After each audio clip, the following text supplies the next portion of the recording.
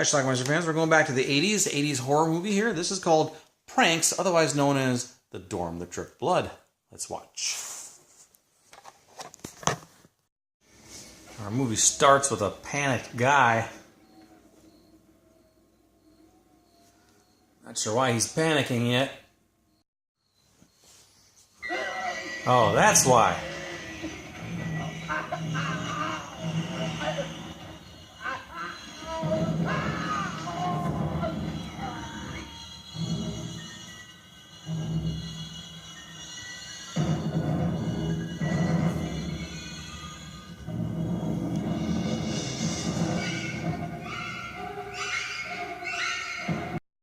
But I said I'd do it. Joanne and Tim.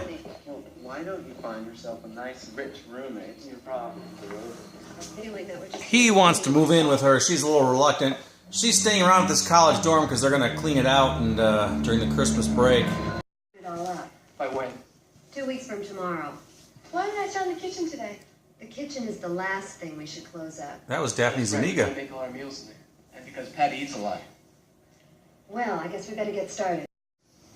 Speaking of Daphne, in her acting debut, age 19. I'm just with my parents now, and I just want to stop by and say sorry for not being able to help. That's okay, Debbie. We'll manage. Where are you going?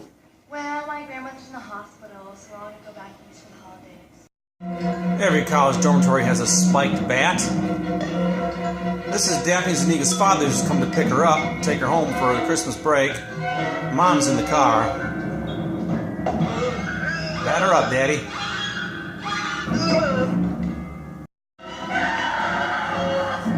Speaking of Mom,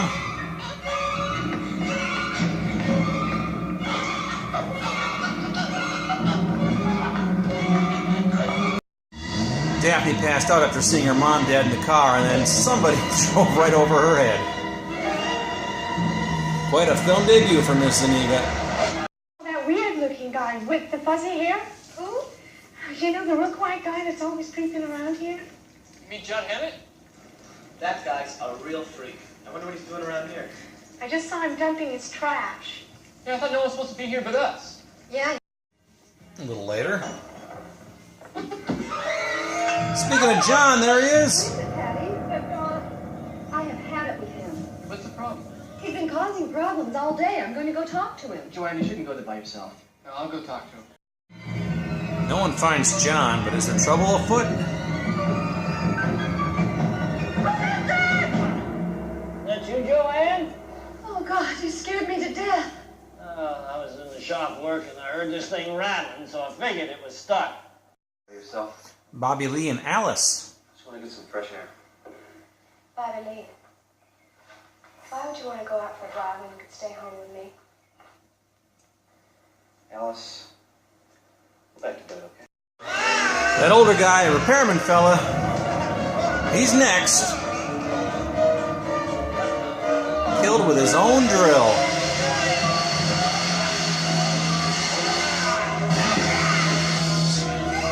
Kill the radio, too. They finally find John. You hear me? Why are you kicking around here anyway? Look, it isn't that we don't like you or anything, all right? But if you keep hanging around here, you're going to get yourself hurt. You understand? So why don't you just stay the hell away? What's the matter with you? Can't you talk? Appears that there's some food missing. And of course they think it's John. And while they leave to search for John, that spiked bat is taking havoc on their meal.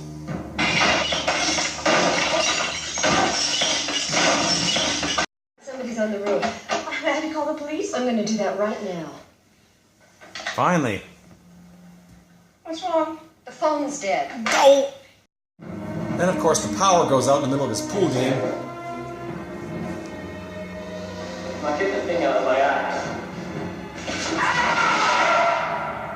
Did you hear that? Next up is this chick.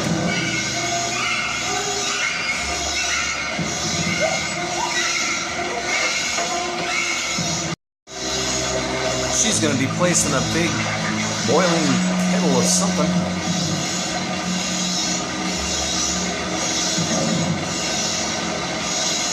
Get back in there. John is now in the dorm.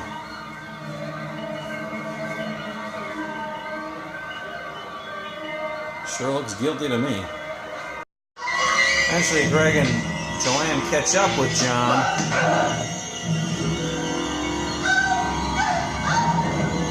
And a fight ensues.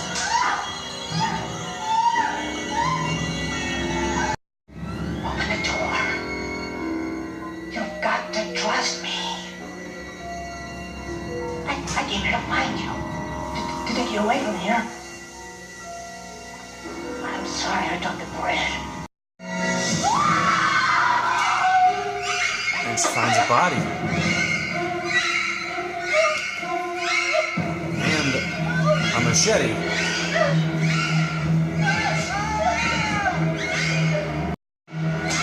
But John Hammett's not dead.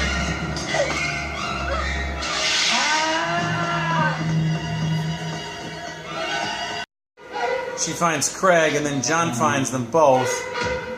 And then she kills him with the bat. The spiked bat. No more John. Then we have an odd twist, a reveal. We did it together. Don't you understand? It's been me the whole time. I'm the one. The other. So Craig is the killer. She escapes, but catches her. I forgot upstairs. You think I didn't notice what's going on between the two of you? Huh? Turns out it's a whole jealousy thing. What is it, Daddy? Huh? He starts showing her all the bodies. Recognizing her. Here's Debbie, Daphne Zuniga. Family's in there too. I had to deal with him also. Then that guy Bobby Lee showed up. And he gets into a fight with Craig. It's about time you guys got here. Here come the Get cops. this guy away from me. He's a maniac. He's a killer. He's trying to kill me. He's killing all my friends. The bodies are in the apartment. You can talk later. For now, just hold real still and nobody's gonna get hurt. 1, You're a dead 2, man. Do you hear me? You are dead. 3, turn around!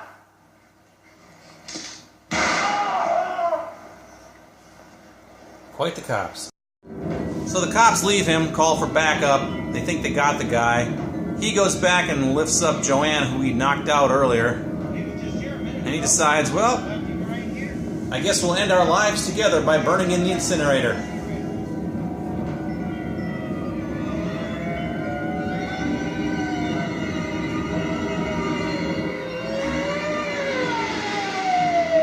And that's how our film ends. Okay, let's talk about this movie called Pranks. Now, it's better known as The Dorm That Dripped Blood. However, the first time I ever saw this movie, first time I taped it, it was under the title Pranks. It showed up on cable probably around February of 1985, maybe in January. Under that title, it was on the very first Scotch tape that I ever had, beta tape. Taped it with The Fifth Floor and Mortuary, and Pranks was number 3. I was planning to get The Dorm That Dripped Blood at some point, even though I'd never seen it. And then I looked at the box of Dorm That Dripped Blood, and I was like, hey, wait a minute. That's Pranks. I don't need to get that movie. And it turned out that's exactly what it was. It's kind of odd that I have a DVD under the title Pranks, because it has been released at the title Dorm That Dripped Blood. I think there's a nice Blu-ray out there with it as now. So this is probably not the best release of it, but it's the one I have, and whatever, right? So anyway, we got a plot here. It's a typical 80s slasher movie where there's a bunch of kids in a college dormitory. They've been hired to basically clean the place up. They're going to get rid of all the desks and everything else. They're cleaning the place up because they're going to tear this particular building down. So she gets a group of friends to help her, this lead character Joanne, and one by one they start getting picked off, including one of the first victims is Daphne Zuniga. She was 19 years old at the time when she made this film. It was her actually acting debut in this movie. She died, as well as her 2 parents in this movie died as well.